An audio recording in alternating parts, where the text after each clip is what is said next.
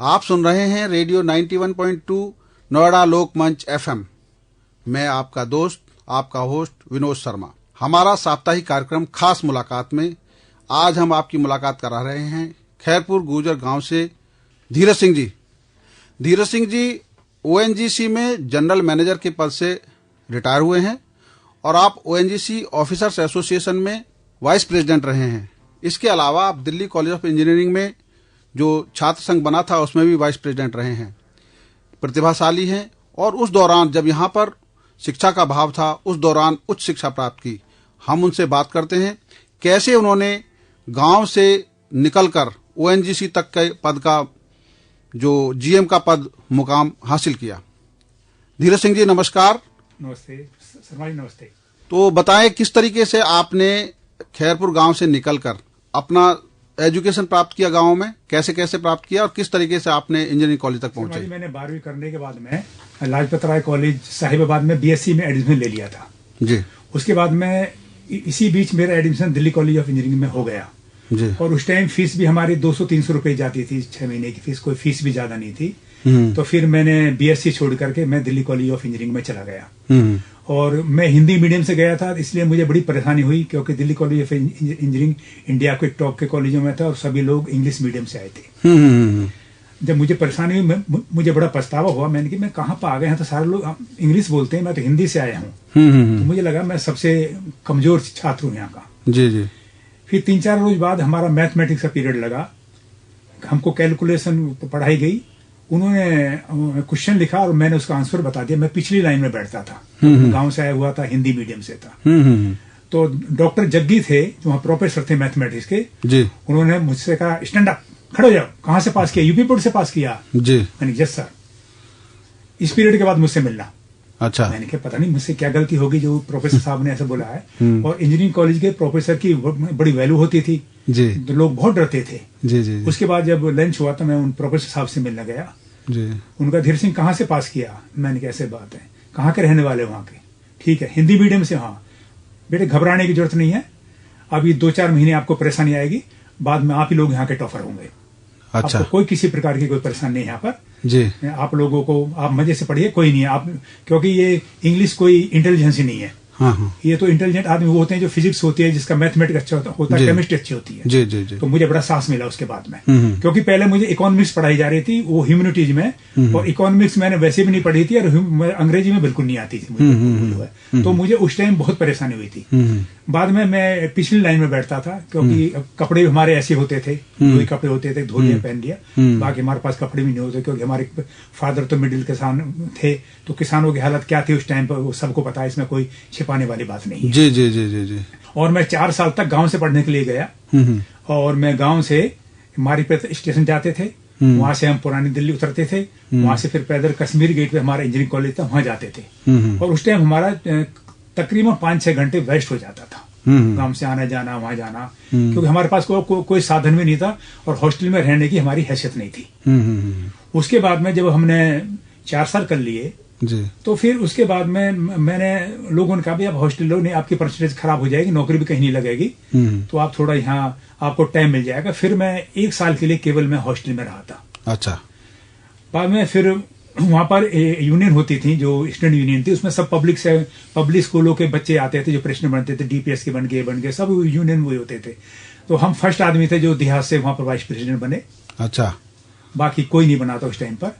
फिर हमने वहां से इंजीनियरिंग करी और इंजीनियरिंग करने के बाद फिर जिस दिन मैंने लास्ट प्रैक्टिकल दिया जी जी जी, उस दिन ही मैं मेरे कुछ इंजीनियरिंग कॉलेज के पुराने सीनियर थे जो मुझे जानते थे, जो एमई वगैरह कर रहे थे वहां से, वो आते थे वहां पर किताब विताब जमा कराने के लिए। उन पर पेनल्टी हो जाती थी, मेरी लाइब्रेरी में चलती थी, मैं उनकी बुक को ऐसी जमा करा देता था।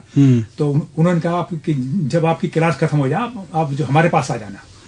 तो जब इंटरनेशनल एयरपोर्ट बन रहा था उसके एशियाड 70 उसके लिए 82 उसके लिए जी जी जी, तो मैं एयरपोर्ट पर गया तो उन्होंने कहा कि आप नौकरी करोगे? मैंने कहा हाँ करूंगा। तो फिर उन्होंने मुझे एक प्राइवेट कंस्ट्रक्शन में वहां नौकरी दिलवा दी और मुझे 1000 रुपए मिलते थे। अच्छा। जबकि उस टाइम पे क्लास 1 अफसर को 1800 रुपए मिलते थे, ज्यादा नहीं मिलती थी। जब मैं शाम को लौट के हॉस्टल आया क्योंकि मैं तो मध्यम श्रेणी का स्टूडेंट था। बिल्कुल। जो टॉपर थे उनको कई महीने तक जॉब नहीं मिल रहा था, कोई वो घूम रहे थे सारे लोग। उन्होंने कहा आपका बड़ा अच्छा रहा, आप हो गए। तो मैंने उनको बताया कि भाई उन्होंने जो वहाँ के बिल्डर्स थे उन्होंने मुझे इसलिए रखा ज्यादा क्योंकि मैं वाइस प्रेसिडेंट रह चुका हूँ, मेरे अंदर लीडरशिप की क्वालिटी थी, इसलिए उन्होंने मुझे ये रखा है। मैंने इंटरनेशनल एयरपोर्ट पर कार्गो कॉम्प्लेक्स बनवाया। उसके बाद में फिर मैंने ओएनजीसी का एग्जाम दिया था, फिर मेरा ओएनजीसी में सिलेक्शन हो गया। अच्छा। मैं ओएनजीसी छोड़ करके उसको बिल्डर को छोड़ करके फिर मैं ओएनजीसी में आ गया और मेरी पोस्टिंग जो पहली पोस्टिंग मेरी बड़ौदा हुई, गुजरात में। अच्छा, ये कौन सी ईयर की बात? ये है इसकी 84 की। अच्छा अच्छा। मुझे लेटर मिला था 83 में दिसंबर में, पर उसमें लिखा था कि 40 दिन का आपका ज्वाइनिंग पीरियड है। तो मैं 40 दिन के हिसाब से मैं 17 जनवरी को बड़ौदा पहुंचा ज्वाइन करने के लिए। As a trainee? नहीं, as assistant executive engineer class 1 officer. अच्छा अच्छा अच्छा। जब मैं बड़ौदा पहुंचा था वहां पर चीफ इंजीनियर नहीं थे, तो उन्होंने कहा कि आपको वेट करना पड़ेगा, चीफ इंजीनियर साहब जो हैं देहरादून गए हैं, आपकी पोस्टिंग वही करेंगे, कहाँ होगी। खैर उन्होंने दूरभाष से टेलीफोन से बात करी तो उन्होंने कहा कि इनकी पोस्टिंग अहमदाबाद कर दो। फिर उन्होंने कहा जी आपकी पोस्टिंग अहमदाबाद होगी, आप अहमदाबाद जाके ज्वाइन कर लीजिए। फिर मैं 18 जनवरी 1984 को अहमदाबाद पहुंचा और मैं अपने सिविल डिपार्टमेंट में पहुंचा कि भाई मैं ज्वाइनिंग के लिए आया हूँ। तो उन्होंने कहा जी आपको एडमिनिस्ट्रेशन में जाना पड़ेगा। एडमिनिस्ट्रेशन ऑफिस वहां से आधा किलोमीटर दूर था। फिर मैं वहां पर गया। फिर मैंने एडमिनिस्ट्रेशन वालों ने वहां पर मैं मेडिकल यहां से ले गया था, तो मेडिकल में कंडीशन ये थी कि जिससे आप मेडिकल सर्टिफिकेट ले रहे हैं उसको 10 साल का एक्सपीरियंस होना चाहिए। अच्छा, डॉक्टर को वही सर्टिफिकेट दे सकता आपके बारे में। अच्छा। पर उसमें ये लिखा नहीं था 10 साल का एक्सपीरियंस होना चाहिए। हाँ। तो उन्होंने कहा जी आपको मेडिकल दोबारा करना पड़ेगा। फिर उन्होंने मुझे जो गवर्नमेंट हॉस्पिटल था उसमें उन्होंने मुझे भेजा कि आप वहां जाइए। वहां एक डॉक्टर थे, बड़े बुजुर्ग थे, तो उन्होंने मेरा चेकअप किया। चेकअप करने के बाद में उन्होंने मुझे सर्टिफिकेट दे दिया। तो मैंने कहा जी आप इस पे लिख दीजिए कि आपको 10 साल से ज्यादा एक्सपीरियंस है। तो उन्होंने फिर कहा कि नहीं आप ओएनजीसी से आए, हाँ, कि मेरे बताने की जरूरत नहीं है, मैं यहाँ का सबसे बड़ा सर्जन हूँ। तो मैं उस सर्टिफिकेट लेकर फिर वहां पर आ गया ओएनजीसी में, और ओएनजीसी में आने के बाद मेरी ज्वाइनिंग होगी। अच्छा। और ज्वाइनिंग होने के बाद वो इतने सज्जन आदमी था, पाठक थे एक एडमिनिस्ट्रेटिव अफसर, वो उठ के गए और जो गेस्ट हाउस के इंचार्ज थे उनके पास ले गए कि भाई ये नए अफसर आए जिन्होंने ज्वाइन करा अभी सिविल डिपार्टमेंट में, और इनको आप गेस्ट हाउस दे दीजिए, अभी इनके पास एकोमोडेशन नहीं होगी। तो फिर उन लोगों ने मुझे गेस्ट हाउस दिया और फिर ज्वाइन किया मैंने। अच्छा, उसके बाद आपकी जो अलग अलग किन किन शहरों में पोस्टिंग रही पूरे दौरान? अहमदाबाद में मेरी पोस्टिंग थी। और अहमदाबाद के बाद मेरी शादी होगी और मेरी मिसेज यहाँ मिनिस्ट्री ऑफ लेबर में जूनियर साइंटिफिक ऑफिसर के पद पर कार्य थे। तो मैंने वहां रिक्वेस्ट करी थी भाई मेरा ट्रांसफर दिल्ली कर दिया जाए। फिर 88 में अप्रैल 88 में मेरा ट्रांसफर दिल्ली हो गया। अच्छा अच्छा। मैं दिल्ली आ गया और तभी मेरा एग्जीक्यूटिव इंजीनियर के लिए प्रमोशन भी यहाँ पर हो गया था। और मैं यहाँ पर एग्जीक्यूटिव इंजीनियर रहा, डिप्टी सुपरिटेंडेंट इंजीनियर रहा, सुपरिटेंडेंट इंजीनियर रहा। उसके बाद में मेरा जो ट्रांसफर यहाँ पर मैंने काफी बिल्डिंग बनवाई। नोएडा के टाउनशिप का मैं ही इंजीनियर इंचार्ज था, जो नोएडा सेक्टर 39 में है। ये बिल्डिंग मैंने बनवाई थी। अच्छा अच्छा। और जो ये स्कोप मीनार है, इसमें भी ओएनजीसी की तरफ से मैं बिल्डिंग कमेटी में था उस टाइम पर। अच्छा अच्छा अच्छा अच्छा। उसके बाद में 2002 में मेरा ट्रांसफर जोरहाट हुआ, आसाम में। अच्छा अच्छा अच्छा। और मैं वहाँ चीफ इंजीनियर बन गया जा करके। तो वहां पर मैं लोकेशन मैनेजर भी था। लोकेशन मैनेजर के अंडर में एक ही डिपार्टमेंट नहीं होता था। Location manager just like a collector होता है। तो मेरे अंडर में वहां पर सिविल डिपार्टमेंट भी था, मैकेनिकल भी था, इलेक्ट्रिकल भी था, और पाइपलाइन सीएनडीएम डिपार्टमेंट होता, वो भी मेरे अंडर में था। अच्छा। और मैं 3 साल जोरहाट में रहा। और जोरहाट का एनवायरनमेंट बहुत अच्छा था। हालांकि लोग वहां डरते थे टेररिस्ट प्रॉब्लम, पर मुझे कोई प्रॉब्लम नहीं कभी। वहां पर प्रॉब्लम उन लोगों के लिए थी जो बेईमान आदमी थे। ईमानदार के लिए आसाम में कोई प्रॉब्लम नहीं थी। सब अच्छी तरह से रेस्पेक्ट देते थे, सब करते थे। उसके बाद में फिर मैंने रिक्वेस्ट करी भाई मेरा ट्रांसफर वापस दिल्ली कर दिया जाए। तो फिर 2005 में मेरा ट्रांसफर दिल्ली हो गया। मैं दिल्ली आ गया। और अब मैं जानना चाहता हूँ कि आप एक अफसर के पद तक पहुंचे, जीएम के पद तक पहुंचे, उससे पहले आप जब गांव में रहे, तो गांव का कोई रोचक किस्सा ऐसा है जो आप हमारे श्रोताओं के साथ शेयर करना चाहेंगे, कि जिसमें आपको गर्व होता हो, कि जिसमें अच्छे पूर्व में भी कोई अधिकारी रहे हों, सैनिक रहे हों, कुछ इस तरह का, जो उसका कुछ चर्चा करना चाहेंगे आप गांव के बारे में? नहीं, गांव तो हमारा बड़ा शांतिप्रिय गांव था। हमारे गांव में किसी प्रकार के झगड़े भी नहीं होते थे, कभी हमने झगड़े नहीं देते जी जी।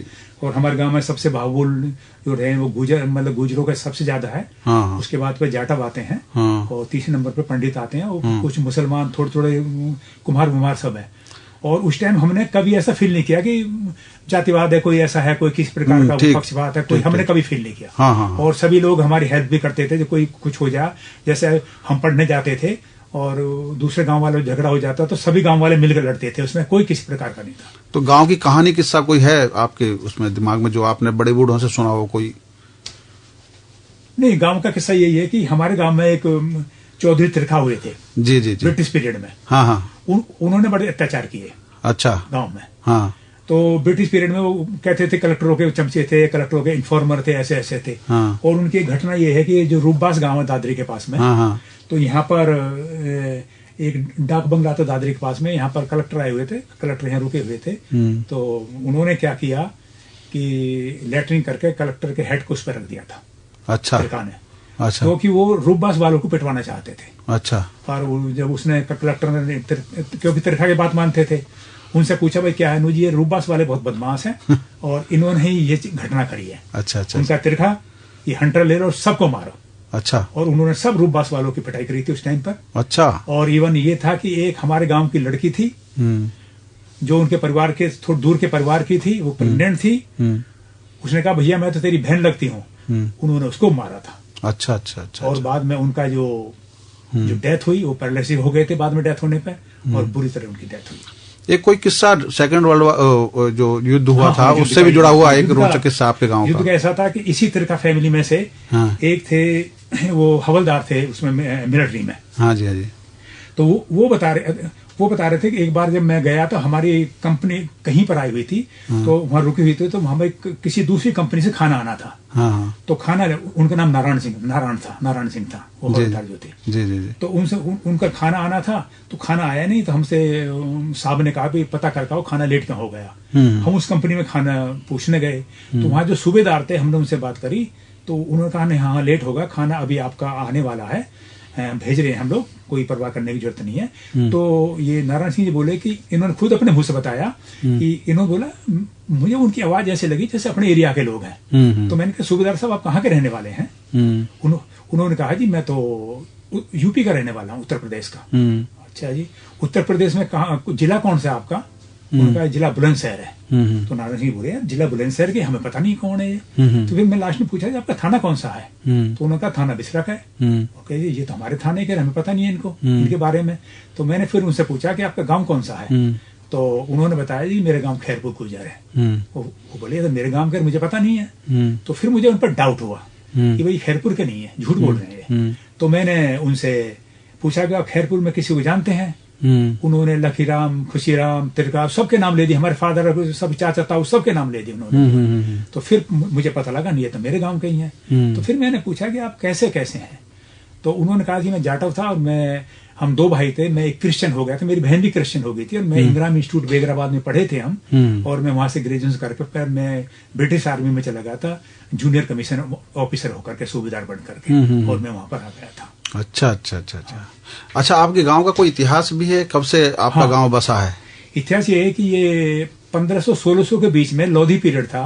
जी जी जी। लोधी पीरियड में एक बेगम थी लोधी की, तो उसको दिल्ली सूट नहीं किया था, तो उन्होंने यहाँ पर एक बाग लगाया था। पहले खैरपुर जो है ये सैनी से थोड़ा पहले होता था, नहर के पास में, वहां पर था बाग, यहाँ पर था जहाँ प्रेजेंट खैरपुर है।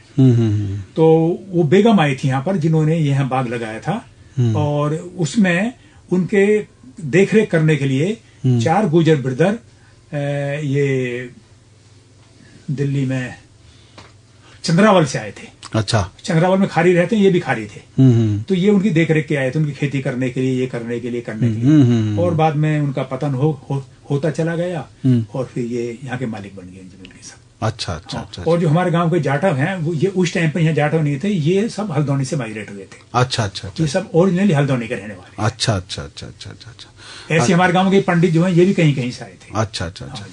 तो गांव में आप देखते हो, क्योंकि आपने बचपन में भी देखा हो, आप गांव के स्कूल से ही पढ़े हैं? हाँ, मैं गांव के प्राइमरी मैंने वहां से की थी, हाई स्कूल मैंने बैदप्रास की थी, फिर मैं गाजीबाद से की थी। अच्छा। और एक मैं घटना और बताऊं बैदप्रास स्कूल की। जी। बैदप्रास स्कूल में बिस्मिल्लाह जी जो प्रिंसिपल होते थे, लाला थे जी, और बड़े दबंग प्रिंसिपल थे। ऐसा प्रिंसिपल मैंने नहीं देखा कोई भी। और उनकी गारंटी ये होती थी, जब बच्चा घर से आ रहा था, घर से मेरी गारंटी है। और जैसे गुजर क्षेत्र है, वो कभी नहीं डरे गुजरों से। अच्छा। और फराम थप्पड़ मारते थे, और कोई इतना जबरदस्त डिसिप्लिन था। और उस टाइम पर जब वो प्रिंसिपल थे, तो उनका रिजल्ट 100% होता था 10th क्लास का।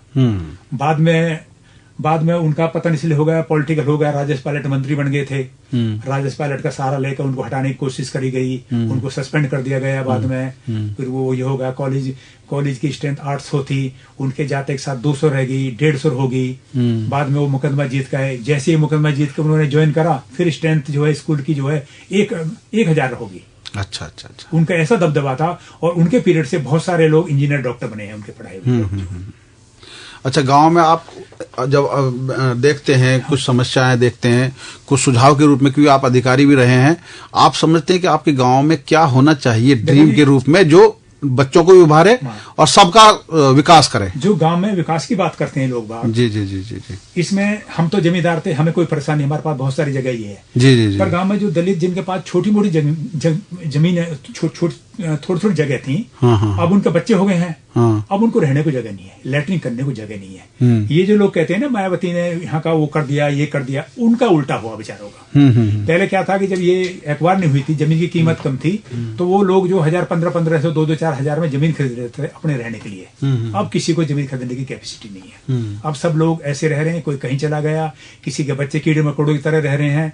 ये उनके लिए तो अच्छा नहीं हुआ। मतलब भूमिहीनों के लिए कोई प्रावधान होना चाहिए। हाँ, भूमिहीनों के लिए ये अभी कोई बाथरूम नहीं है गांवों में, कोई प्रकार के टॉयलेट नहीं है, कोई किसी प्रकार का कुछ नहीं है गांवों में। सड़कों की और बाकी ग्रेटरोडा ने कुछ डेवलपमेंट किया है गांव में? नहीं, डेवलपमेंट तो किया था। पर डेवलपमेंट ऐसा नहीं है। दूसरा गांव में एक समस्या है कि सब लोग रास्ते को रोकते चले जाते हैं, चबूतरा बनाते हैं, फिर अपने खड़े। इसलिए क्या होता है, उससे नुकसान क्या होगा, लोगों को कभी इमरजेंसी हुई, आग लगी, तो फायर ब्रिगेड की गाड़ी नहीं पहुंच सकेगी वहां पर, एम्बुलेंस नहीं जाएगी। पर लोग सोचते नहीं इस चीज को। तो आपके नजर में प्रशासन को और अथॉरिटी को आपके गांव को आदर्श मॉडल गांव बनाने के लिए क्या क्या करना चाहिए? देखो, ऐसा है जी, पहले जब हम पढ़ते थे, हमको ये लगता है उस टाइम स्कूल की हालत अच्छी थी, प्राइमरी स्कूल की। अब हालत उससे बदतर है। जब बहुत अच्छे टीचर भी होते थे, बहुत अच्छा पढ़ाई का सिस्टम भी था, अब सिस्टम नहीं है। एक तो ये हो गया कि जब से पब्लिक स्कूल बने हैं, तो लोग बाग इधर उधर जो है वो सब पब्लिक स्कूल में भेजना शुरू कर दिया। इनके सरकारी स्कूलों की थोड़ी वैल्यू कम हो गई।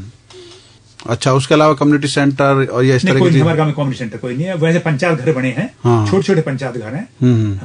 अच्छा। तो आप क्या सुझाव देना चाहते हैं प्रशासन को कि गांव में क्या होना चाहिए? गांव में जैसे एक बारात घर अच्छा होना चाहिए गांव के अंदर, जिसमें सभी लोग वो कर सके, उसमें कर सके। और स्कूल का सुधार तो जरूर होना चाहिए। ऐसा ही स्कूल और कोई ऐसा एक हेल्थ सेंटर भी होना चाहिए, छोटा मोटा, जो कभी चाहे वीकली बैठे हैं, 2 दिन बैठे हैं, कोई डॉक्टर बैठने चाहिए आकर देखने के लिए। वो चीज नहीं हो पा रही, क्योंकि ये सच्चाई है। चाहे वो मायावती गवर्नमेंट थी, अखिलेश गवर्नमेंट थी, योगी गवर्नमेंट है, मेडिसिन की दवाई कहीं नहीं मिलती है। सब ऐसी मामला अभी तक गाँव में। मतलब कुल मिला के गाँव में स्वास्थ्य पे और शिक्षा पे जरूर, और कम्युनिटी सेंटर, इन तीनों चीजों पे अगर फोकस हो जाए तो गाँव में कुछ सुधार दिखाई देगा। ठीक।